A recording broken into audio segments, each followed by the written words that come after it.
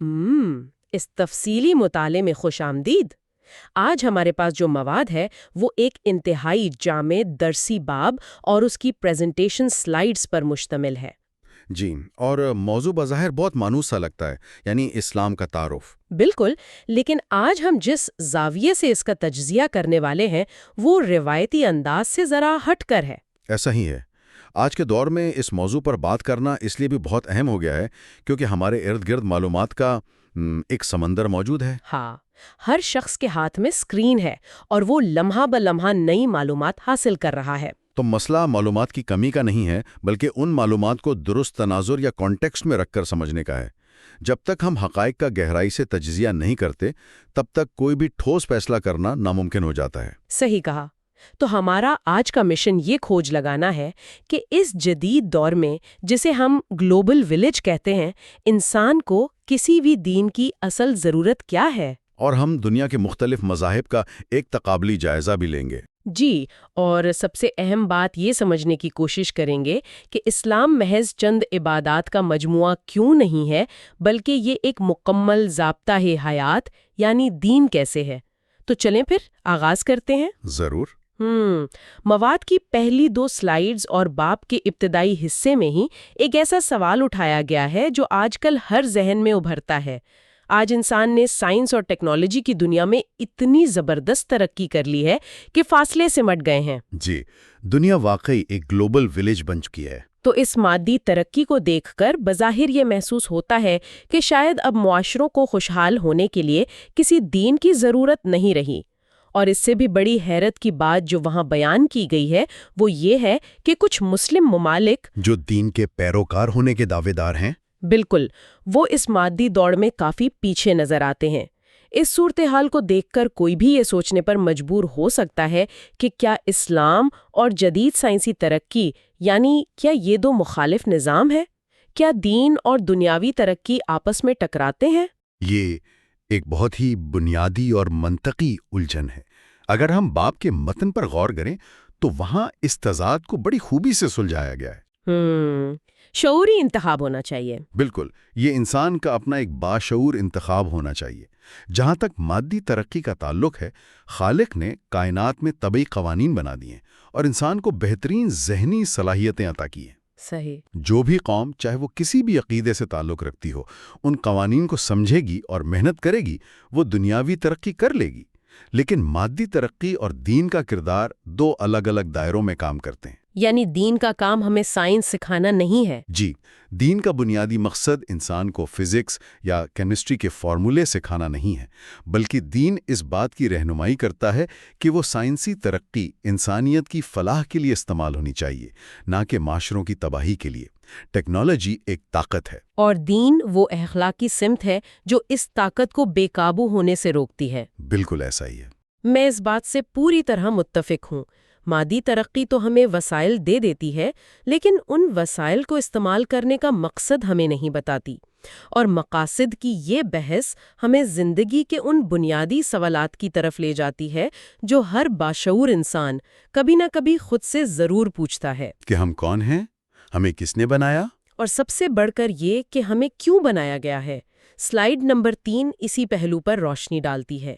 میری نظر میں اگر ہم صرف اپنی عقل استعمال کریں تو ہم کائنات کے اس پیچیدہ نظام کو دیکھ کر اس نتیجے پر تو پہنچ سکتے ہیں کہ اس کا کوئی نہ کوئی انتہائی طاقتور خالق ضرور ہے۔ ظاہر ہے۔ ایک عام سی پینٹنگ دیکھ کر بھی ہم سمجھ جاتے ہیں کہ اس کا کوئی پینٹر ہوگا، تو اتنی بڑی کائنات بغیر کسی بنانے والے کے کیسے وجود میں آ سکتی ہے؟ یہ دلیل 100% درست ہے۔ انسانی عقل کی پرواز اس حد تک ضرور پہنچتی ہے کہ وہ ایک خالق کے وجود کو تسلیم کر لے۔ عقل یہ بھی گواہی دیتی ہے کہ اتنے منظم خالق نے یہ کائنات محض کسی کھیل تماشے کے لیے نہیں بنائی ہوگی۔ ہر چیز کا ایک مقصد ہے۔ جی، کائنات کا ایک ایک ذرہ کسی نہ کسی مقصد کے گرد گھوم رہا ہے۔ لیکن مسئلہ وہاں پیدا ہوتا ہے جب انسان یہ جاننا چاہتا ہے کہ اس کی اپنی تخلیق کا اصل مقصد کیا ہے۔ یہاں آ کے ہماری عقل اکیلی کافی نہیں رہتی۔ یہاں رہنمائی چاہیے ہوتی ہے۔ بالکل۔ اس مقصد کو قطعی طور پہ جاننے کے لیے ہمیں اسی خالق کی رہنمائی درکار ہوتی ہے، اور وہ رہنمائی خالق وحی اور اپنے پیغمبروں کے ذریعے انسانوں تک پہنچاتا ہے۔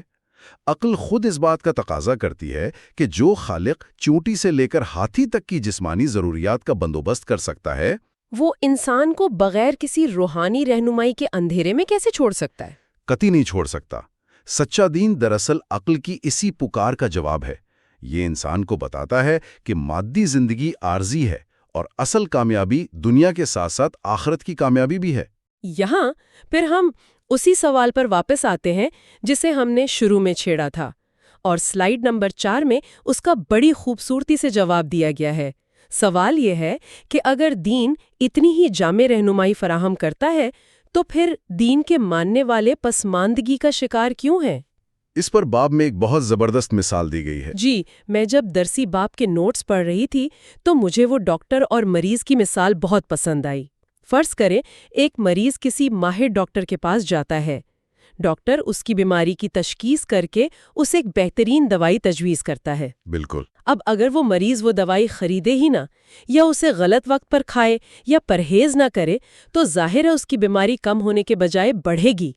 تو کیا اس صورتحال میں ہم ڈاکٹر یا اس کی دوائی کو قصوروار ٹھہرا سکتے ہیں؟ اس سے بہتر مثال شاید ہی کوئی ہو۔ حقیقت یہی ہے کہ دین کے ماننے والوں میں جو تنزیلی یا پسماندگی نظر آتی ہے وہ دین کے احکامات کی وجہ سے نہیں ہے۔ خامی اس نسخے میں نہیں ہے جو خالق نے بھیجا ہے، بلکہ خامی اس مریض کے رویے میں ہے جو اس پر عمل نہیں کر رہا۔ تو مسلمانوں کی موجودہ حالت ان کی دین سے دوری کا نتیجہ ہے۔ جی ہاں، ان کی دین سے دوری، جہالت اور احکامات کو ان کی اصل روح کے مطابق نہ سمجھنے کا نتیجہ ہے۔ اگر کوئی شخص دین کا نام لے کر دھوکہ دہی کرتا ہے یا علم سے دور بھاگتا ہے تو یہ اس شخص کی اپنی اخلاقی گراوٹ کا ثبوت ہے۔ اس بات نے کافی حد تک الجھن دور کر دی ہے۔ اب اگر ہم انسانی تاریخ کے اوراق پلٹیں تو ہمیں نظر آتا ہے کہ انسان ہمیشہ سے سچائی کی تلاش میں رہا ہے۔ اسی تلاش کے نتیجے میں آج ہمارے پاس مذاہب کی ایک بہت بڑی فہرست موجود ہے۔ اور سلائیڈز 5، 6 اور 7 میں ان مذاہب کو سمجھنے کے لیے انہیں 2 واضح اقسام میں تقسیم کیا گیا ہے۔ جی، پہلی قسم الہی مذاہب یا ریویلیڈ ریلیجنز کی ہے۔ یہ وہ مذاہب ہیں جن کی بنیاد انسان کی اپنی سوچ پر نہیں بلکہ براہ راست اللہ کی طرف سے بھیجی گئی وحی پر ہے، جن کا بنیادی پیغام ہمیشہ سے توحید اور آخرت کی جواب دہی رہا ہے۔ اس زمرے میں یہودیت، مسیحیت اور اسلام شامل ہیں۔ اگر ہم ان کا مختصر جائزہ لیں تو یہودیت ایک بہت قدیم مذہب ہے جس کی بنیاد حضرت موسیٰ علیہ السلام اور تورات پر رکھی گئی تھی، لیکن باب میں یہ وضاحت موجود ہے کہ وقت گزرنے کے ساتھ اس مذہب کے پیروکاروں نے اس آفاقی پیغام کو صرف ایک خاص نسل تک محدود کر دیا، یعنی بنی اسرائیل تک۔ بالکل۔ پھر مسیحیت کی بات آتی ہے جو حضرت عیسیٰ علیہ السلام کی تعلیمات اور انجیل پر مبنی تھی۔ ابتدا میں یہ بھی خالص توحید کا پیغام تھا، لیکن تاریخی حوالوں کے مطابق بعد میں اس میں تثلیث یعنی 3 خداؤں کا تصور شامل ہو گیا، اور ساتھ ہی رہبانیت کا تصور بھی آ گیا۔ جی، رہبانیت یعنی دنیا ترک کر کے جنگلوں یا خانقاہوں میں بیٹھ جانے کی روایت۔ اسی طرح اگر ہم مذاہب کی دوسری بڑی قسم یعنی غیر الہامی مذاہب یا نان ریویلڈ ریلیجنز کی طرف دیکھیں تو ان کی کہانی بالکل مختلف ہے۔ ان کی بنیاد کسی آسمانی وحی پر نہیں ہے بلکہ یہ قدیم روایات، فلسفوں یا مخصوص افراد کے روحانی تجربات کا نچوڑ ہیں، جیسے ہندوازم اور بدھزم۔ بالکل، ہندو مت کی تاریخ میں جائیں تو اس کا کوئی ایک بانی نہیں ہے، یہ مختلف ادوار کے فلسفوں کا ایک مجموعہ ہے۔ اس میں کثرت پرستی یعنی انگنت دیوتاؤں کی پوجا کا تصور ہے، اور اس کے ساتھ ذات پات کا ایک انتہائی سخت نظام جڑا ہوا ہے۔ اور ان کے ہاں کرما کا قانون اور بار بار جنم لینے کا عقیدہ بھی بنیادی اہمیت رکھتا ہے۔ جی، دوسری طرف بدھ مت کو دیکھیں، جس کی بنیاد گوتم بدھ نے رکھی تھی، تو اس کا سارا زور دنیاوی دکھوں سے نجات پانے پر ہے۔ ان کا مقصد انسان کو دنیا کی خواہشات سے کاٹ کر نروان تک پہنچانا ہے، جو کہ ایک باطنی کیفیت ہے۔ تو ان دونوں غیر الہامی مذاہب میں انسان کو دنیا کے مسائل حل کرنے کے بجائے یا تو ذات پات کے جبر میں جکڑ دیا جاتا ہے یا پھر دنیا سے کنارہ کشی اختیار کرنے کی ترغیب دی جاتی ہے۔ بالکل ایسا ہی ہے۔ یہ تقابلی جائزہ بہت سی چیزیں صاف کر دیتا ہے۔ تو پھر ان تمام مذاہب کی موجودگی میں اسلام کا کیا مقام ہے؟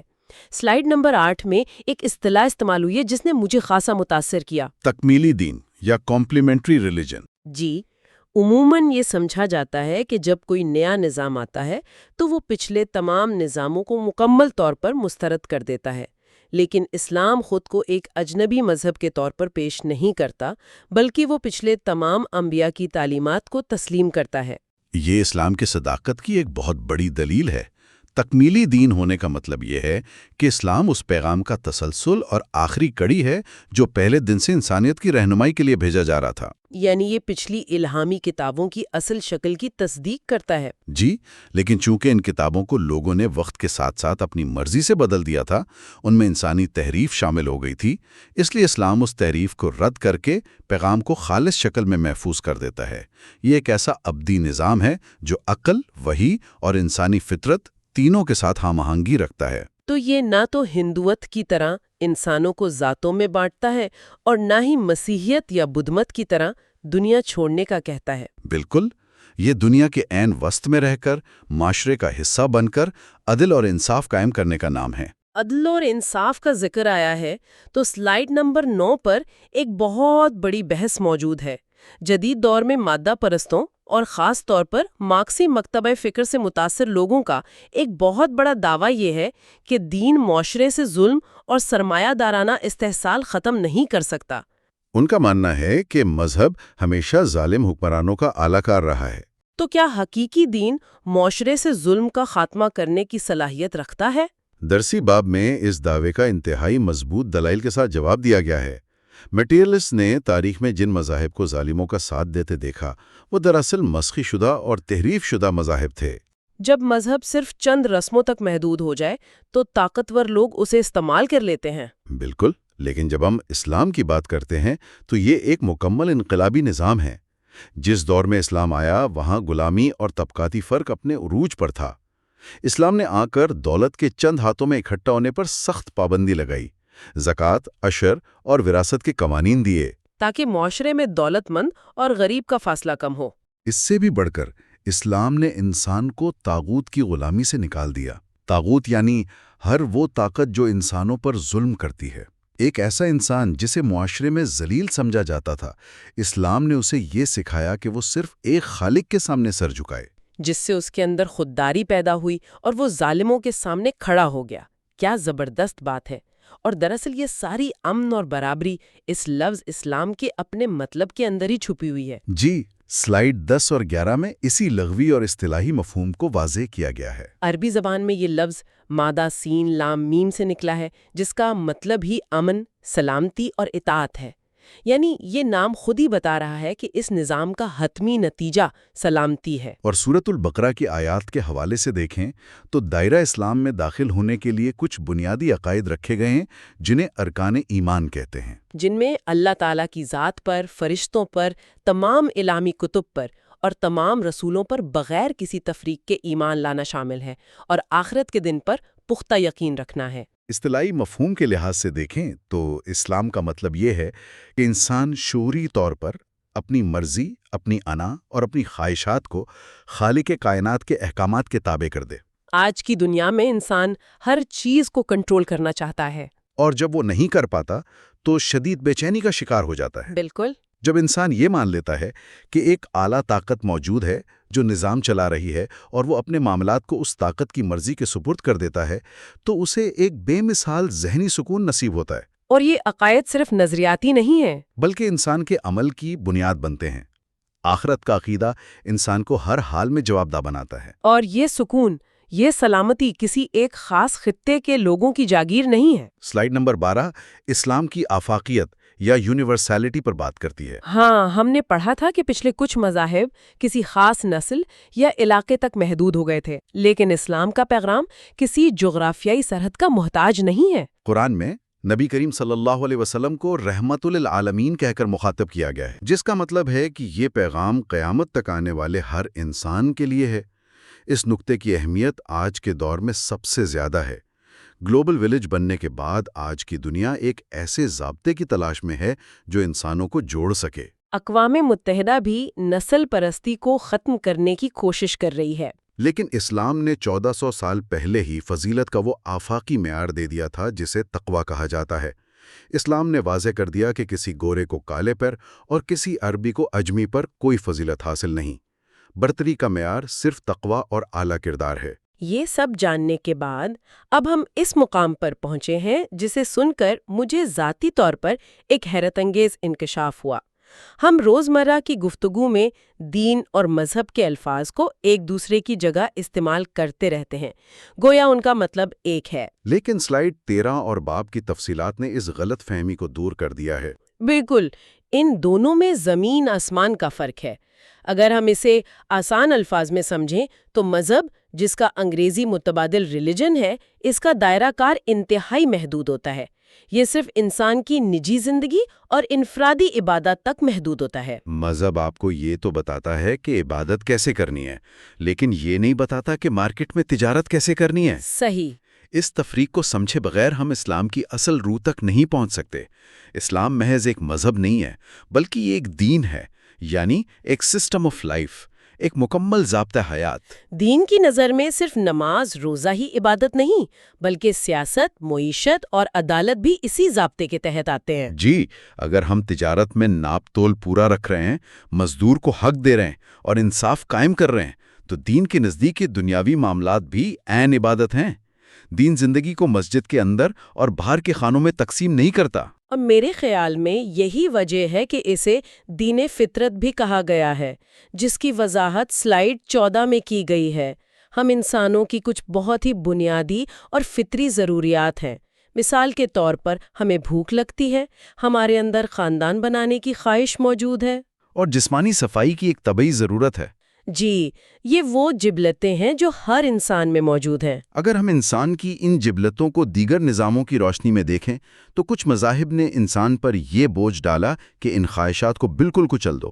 اگر روحانیت پانی ہے تو شادی نہ کرو۔ اور دوسری طرف مادہ پرستی نے انسان کو بالکل بے لگام چھوڑ دیا کہ جو دل میں آئے کرو۔ لیکن دین فطرت کا کمال یہ ہے کہ وہ ان خواہشات کو نہ تو کچلتا ہے اور نہ ہی بے لگام چھوڑتا ہے، بلکہ وہ انہیں ایک خوبصورت توازن عطا کرتا ہے۔ خوراک کی طلب تھی تو اسلام نے حلال و حرام کا اصول دے دیا کہ جو پاکیزہ ہے وہ کھاؤ اور جو نقصان دہ ہے اس سے بچو۔ خاندانی جبلت کے لیے نکاح کا ایک انتہائی پاکیزہ رشتہ قائم کر دیا۔ صفائی کی ضرورت کو محض ایک عادت کے بجائے طہارت کا نام دے کر نصف ایمان کا درجہ دے دیا۔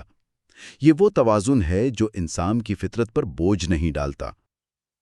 اگر ہم سلائیڈ 15 کی طرف بڑھیں تو وہاں اسلامی نظام زندگی کی 3 بڑی خصوصیات بیان کی گئی ہیں: اعتدال، جامعیت اور سادگی۔ اعتدال کی تو ہم نے اگی بات کی کہ یہ دنیا داری اور روحانیت کے درمیان کتنا زبردست بیلنس پیدا کرتا ہے۔ اور جامعیت کے حوالے سے دنیا کا کوئی بھی دوسرا نظام اس طرح انسان کی زندگی کا احاطہ نہیں کرتا۔ ایک انسان کی پیدائش کے وقت کان میں آذان دینے سے لے کر مرنے کے بعد جائیداد کی تقسیم تک اسلام ہر پہلو کے لیے اصول فراہم کرتا ہے۔ اور جہاں تک سادگی کی بات ہے تو اس دین کے بنیادی عقائد میں کوئی ایسی پیچیدہ فلسفی نہیں ہے جسے سمجھنے کے لیے کسی کو پی ایچ ڈی کرنے کی ضرورت ہو۔ ایک عام انسان بھی توحید کو اتنی ہی آسانی سے سمجھ سکتا ہے جتنا کہ ایک سائنسدان۔ بالکل، اس کے احکامات ہر دور اور ہر ذہنی سطح کے انسان کے لیے قابل عمل ہیں۔ اب ہم اس مطالعے کے سب سے دلچسپ حصے کی طرف آتے ہیں جو سلائیڈ 16 پر موجود ہے۔ عموماً یہ سمجھا جاتا ہے کہ مذہب کا تعلق تو صرف اندھے عقیدے سے ہے اور وہاں عقل کا کیا کام، لیکن قرآن میں جا بجا افلا تعقلون، یعنی کیا تم عقل سے کام نہیں لیتے، کہہ کر غور و فکر کی ترغیب دی گئی ہے۔ جی، باب کے متن میں ایک جملہ لکھا ہے جس نے مجھے واقعی رک کر سوچنے پر مجبور کر دیا۔ لکھا ہے کہ وہی اللہ کا کلام ہے اور کائنات اللہ کا فعل ہے۔ یہ ایک جملہ اپنے اندر علم کا ایک پورا سمندر سمیٹے ہوئے ہے۔ جب ہم یہ تسلیم کرتے ہیں کہ کائنات اور اس کے طبعی قوانین اسی ایک خالق کے بنائے ہوئے ہیں اور دوسری طرف جو وحی ہے وہ بھی اسی خالق کا کلام ہے، تو ان میں ٹکراؤ کیسے ہو سکتا ہے؟ بالکل، یہ عقل تسلیم ہی نہیں کر سکتی کہ خالق کے اپنے کلام اور خالق کے اپنے فعل میں کوئی تضاد ہو سکتا ہے۔ اگر کوئی سائنسی حقیقت واقعی ثابت شدہ ہے تو وہ کبھی بھی سچے دین کی تعلیمات سے نہیں ٹکرائے گی۔ یعنی اسلام سائنس یا عقل کا راستہ نہیں روکتا؟ قطعی نہیں، بلکہ وہ تسخیر کائنات اور علم کے حصول کو ایمان مضبوط کرنے کا ذریعہ قرار دیتا ہے۔ آپ جتنی گہرائی سے کائنات کے اسرار کو جانیں گے، آپ اتنا ہی اس خالق کی حکمت کے قائل ہوتے چلے جائیں گے۔ یہ تو واقعی ذہن کو کھول دینے والا پہلو ہے۔ سلائیڈ 17 اور 18 میں اس پوری بحث کو سمیٹا گیا ہے۔ اگر میں آج کی اس گفتگو کا خلاصہ بیان کروں تو بات یہاں آ کر ٹھہرتی ہے کہ اسلام صرف چند روایتی عبادات کا نام نہیں ہے، یہ وہ جامع ضابطۂ حیات ہے جو انسان کی مادی اور روحانی ضروریات کے درمیان ایک کامل توازن پیدا کرتا ہے، جس کی آج کی اس افراتفری والی دنیا کو سب سے زیادہ ضرورت ہے۔ اس پوری بحث کا نچوڑ یہی ہے کہ انسانیت کی بقا اسی توازن سے وابستہ ہے۔ جب تک انسان اپنی سائنسی ترقی کو خالق کی اخلاقی رہنمائی کے تابع نہیں کرے گا، حقیقی امن قائم نہیں ہو سکتا۔ اور یہاں ہم سب کے لیے یہ سوچنا بہت ضروری ہے کہ اس تمام علمی گفتگو کا ہماری عملی زندگی سے کیا تعلق ہے۔ آج ہم دیکھتے ہیں کہ اطلاعات کا ایک لامتناہی سیلاب ہے۔ ہر انسان بظاہر پوری دنیا سے جڑا ہوا ہے، لیکن اندر سے بے سکون ہے۔ سچی سلامتی صرف مادی وسائل اکٹھے کر لینے میں نہیں ہے۔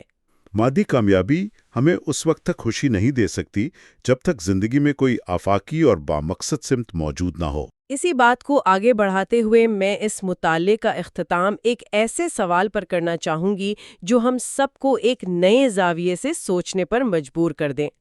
ابھی ہم نے ڈسکس کیا کہ وحی خالق کا کلام ہے اور کائنات اس کا فعل ہے۔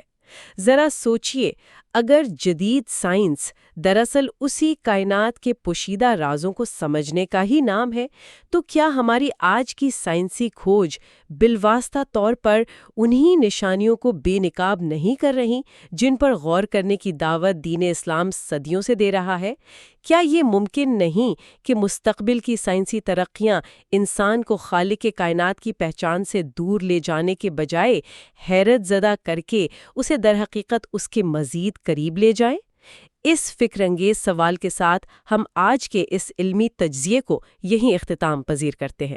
ساتھ رہنے کا بہت شکریہ۔